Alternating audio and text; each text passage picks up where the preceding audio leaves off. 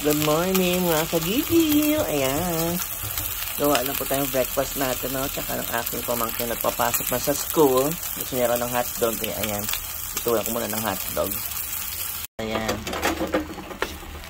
Hot scrambled egg na nilagyan ko ng hotdog.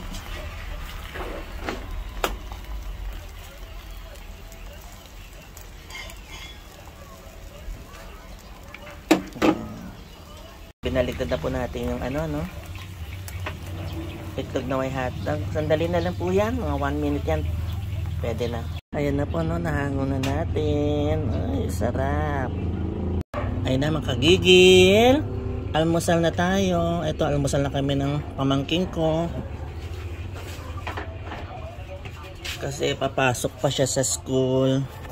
Ayan na, niluto natin. Yung egg na may scramble na may scramble na may hotdog. Ayan, may maraming tayong pandesal, no? Tapos may extra hotdog. Kaya na tayo mga kagigil. Breakfast na po. Have a blessed day ahead.